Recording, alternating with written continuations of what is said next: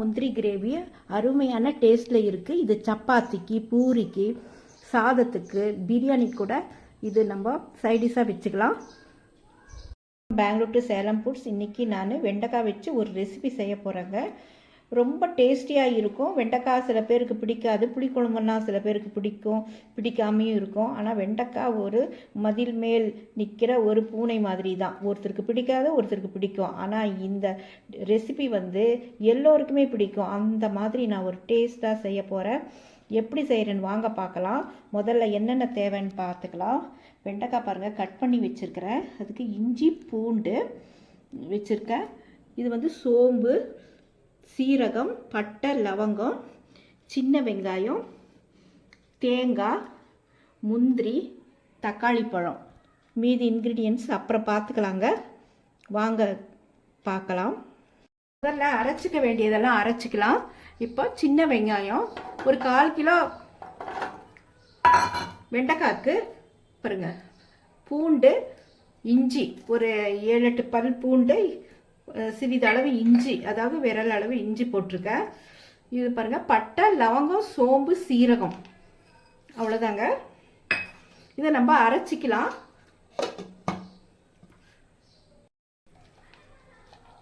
அரைச்சி விழுது பாருங்க. இந்த மாதிரி கொரகொரப்பாக தான் நான் அரைச்சிருக்கிறேன். ரொம்ப நைஸாக அரைக்க வேண்டாம். அதே மிக்சி ஜாரில் நான் வாஷ் பண்ணாமல் பாருங்க, இப்படி வாஷ் பண்ண தேவையில்லை. இது தேங்காவும் ஒரு அரைமுடி, சின்ன தேங்காய் தான், அரைமுடி தேங்காவும், முந்திரி நைஸாக அரைச்சிக்கிட்டேன். இப்போ ஒரு கடாய் வச்சிருக்கேன். ஆயில் ஊற்றிக்கிறேன். கடலை எண்ணெய் தான் ஊற்றிருக்கேன். விருப்பப்பட்ட எண்ணெய், எந்த எண்ணெய் வேணும்னாலும் ஊற்றிக்கிங்க. ஆனால் இதில் நல்லெண்ணெய் மட்டும் ஊற்றாதீங்க. ஏன்னா இந்த குழம்புக்கு நல்லெண்ணெய் ஒத்து வராது, டேஸ்ட் வேறு மாதிரி இருக்கும். ஆயில் காஞ்சிடுச்சு. நம்ம அரைச்சி வச்ச விழுது, பூண்டு, இஞ்சி, சீரகம், சோம்பு, இது எத்தனையுமே நம்ம அரைச்சிருக்கோம். அந்த விழுதை நம்ம நல்லா ஃப்ரை பண்ணிக்கலாம். கருவேப்பிலையும் நான் சேர்த்திட்டேன். கொஞ்சம் ஃப்ரெஷ்ஷான கருவேப்பிலை இருந்தால் சேர்த்துங்க. என்கிட்ட ஃப்ரெஷ்ஷான கருவேப்பிலை இன்னைக்கு இல்லை, அதனால் இந்த மாதிரி போட்டிருக்கேன். இதுக்கு ஃப்ரெஷ்ஷான கருவேப்பிலை இருந்தால் ரொம்ப நல்லாயிருக்கும், டேஸ்ட் நல்லாயிருக்கும். எந்த குழம்புக்குமே ஒரு ஃப்ரெஷ்ஷானது இருந்தால் தான் நல்லா இருக்கும். நல்லா ப்ரௌன் ஆகிற வரைக்கும் நம்ம ஃப்ரை பண்ணிக்கலாம். நல்லா ஃப்ரை ஆகிடுச்சு பாருங்கள். நல்ல கலர், நல்லா ப்ரௌன் கலராக வந்துடுச்சு. இப்போ நான் கட் பண்ணி வச்ச வெண்டைக்காய் நல்லா கட் பண்ணி கொஞ்ச நேரம் காற்றுல ஆற வச்சுருந்தேன். அதோடைய மாய்ச்சரெல்லாம் போகிற மாதிரி கொஞ்ச நேரம் காற்றடியில் வச்சுருந்தேன். இப்போ அதை போட்டாச்சு. நல்லா ஃப்ரை பண்ண பிறகு இந்த வெண்டைக்காய் போடும்போது இந்த வெண்டைக்காவும் நல்லா ஃப்ரை ஆகிடும்.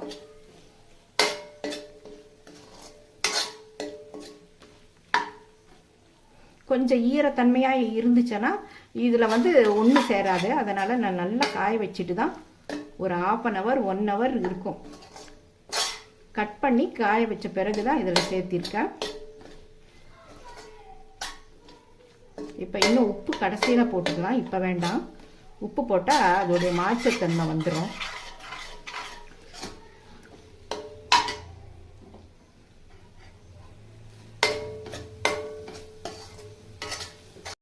பெருசாக ஒரு 2 பச்சை மிளகாய் இதில் சேர்த்துறேன். சும்மா 2ஆக உடைச்சி போடுறேன்.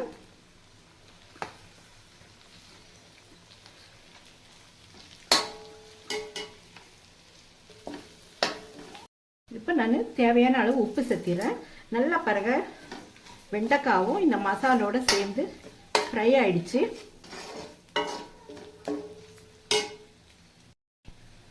தக்காளி பழம் இதில் சேர்த்திடுறேன். ஒரு 2 தக்காளி பழம் சேர்த்திருக்கேன். அதாவது மீடியம் சைஸ் தக்காளி பழம்.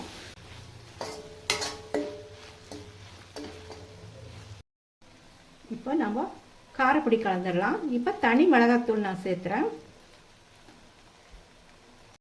தனி மல்லித்தூள் ஒரு 1.5 ஸ்பூன் சேர்த்திடலாம்.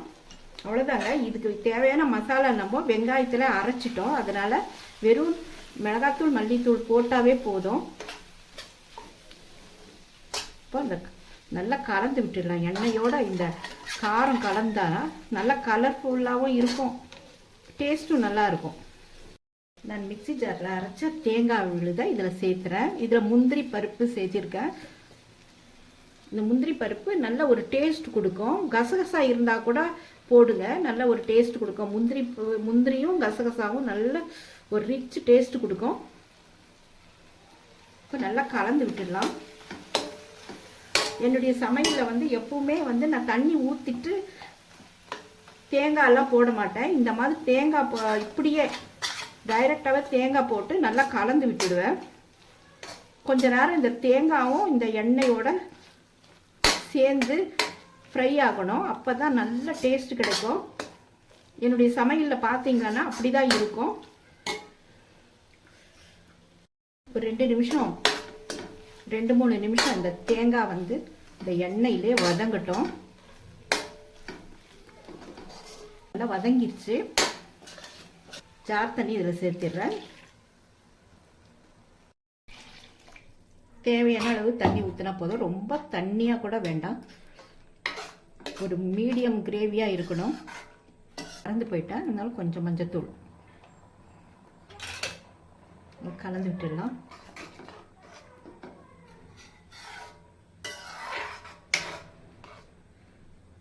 கொஞ்ச நேரம் கொதிக்கிட்ட மூடி வச்சிடலாம். நல்லா பாருங்க கொதிச்சு வந்துடுச்சு. ஒரு 2 சின்ன இது கரண்டி அளவு தயிர் நான் சேர்த்திட்டேன். 2 கரண்டி தயிர் சேர்த்திட்டேன். இதோட நான் நெய் 1 ஸ்பூன் அளவு சேர்த்துறேன். இந்த தயிரும் நெய்யும் சேர்ந்து ஒரு ரிச் டேஸ்ட் கிடைக்கும் நமக்கு.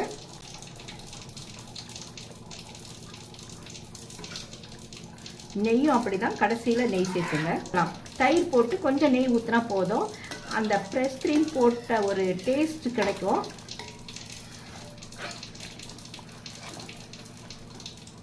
அவ்வளோதாங்க.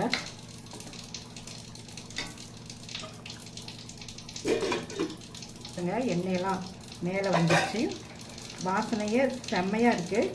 இப்போ நான் ஃப்ரெஷ்ஷான கருவேப்பிலை போட்டேன். ஃபஸ்ட்டில் வந்து கொஞ்சம் காஞ்சி போன கருவேப்பிலை போட்டிருந்தேன். இப்போ நான் கடையில் வாங்கிட்டு வந்தாச்சு, அதனால் இப்போ கடைசியாக போடுறேன். இப்போ கொத்தமல்லி தழை நம்ம தூவிக்கலாம். அவ்வளோதாங்க, அருமையான டேஸ்ட்டில் இந்த வெண்டைக்காய் கிரேவி ரெடி ஆயிடுச்சு. முந்திரி வெண்டைக்காய் கிரேவின்னு கூட சொல்லலாம். உப்பு சேர்த்துடுறேன். இது மாதிரி நீங்களும் ட்ரை பண்ணி பாருங்கள். ஒரு ரிச் டேஸ்ட்டில், ரெஸ்டாரண்ட் டேஸ்ட்டுன்னு கூட சொல்லலாங்க. இது அந்த அளவுக்கு டேஸ்ட்டில் வெண்டைக்காய் முந்திரி கிரேவி ரெடி ஆயிடுச்சு.